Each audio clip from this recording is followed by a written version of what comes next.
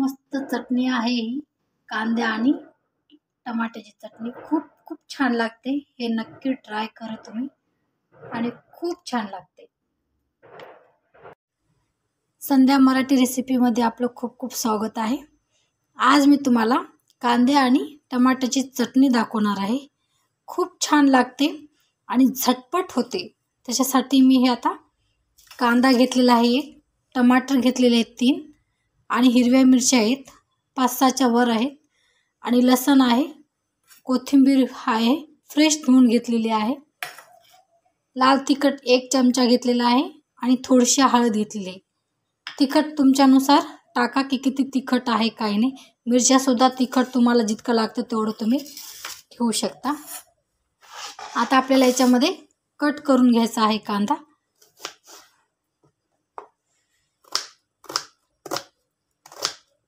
पूर्ण व्यवस्थित कट करून घ्यायचं आहे।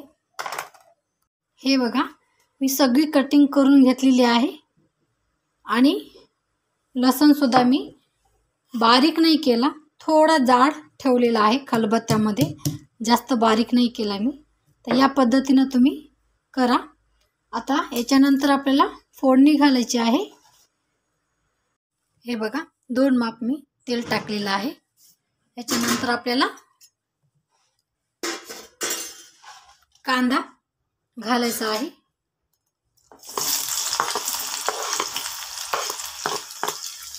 आणि मिरची सुद्धा याच्यातच घालायची आहे।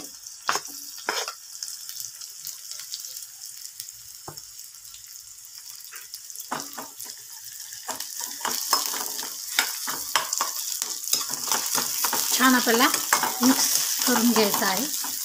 तर लालसर होईपर्यंत व्यवस्थित करायचं। हे बघा छान लालसर झालेलं आहे आपलं, तुम्ही बघू शकता। त्याच्यानंतर आपल्याला लसूण टाकायचं आहे। हे बघा छान असं पसरून टाका आणि छान थोडं फुल गॅस करा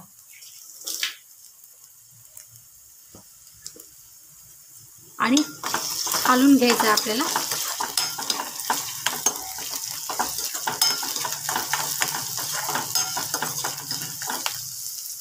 त्याच्यानंतर आपल्याला हे बघा छान लालसर झालेला आहे, तर लाल तिखट घालायचं आहे।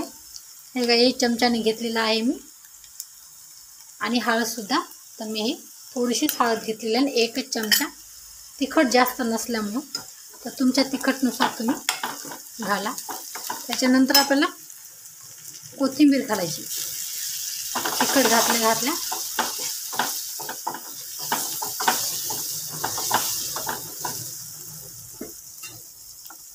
त्याच्यानंतर आपल्याला टमाटर घालून घ्यायचं आहे।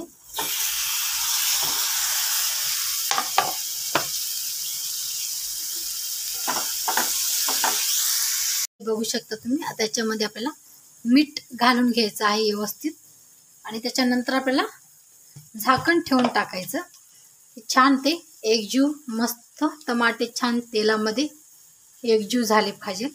थोडं मीठ मी घालणार आहे आता। त्याच्यानंतर एकदा परत आपल्याला हलवून घ्यायचं आहे। आता झाकण ठेवायचं आहे आपल्याला याच्यावर।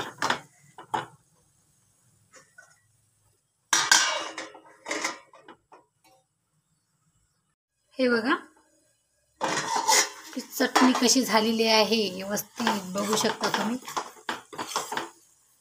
तेल किती छान सुटलेलं आहे, टमाटे सुद्धा व्यवस्थित शिजून टाकलेले आहेत, तेलामध्ये एकजीव झालेत।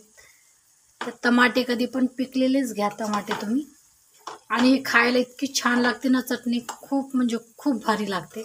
हे नक्की ट्राय करा। आता मी गॅस बंद करणार आहे। तर हे बघू शकता तुम्ही किती खूपच छान लागते ही चटणी। तुम्ही डब्यासाठी म्हणा, लेकरांच्या डब्यासाठी झटपट होण्यासाठी आहे ही, नक्की ट्राय करा तुम्ही।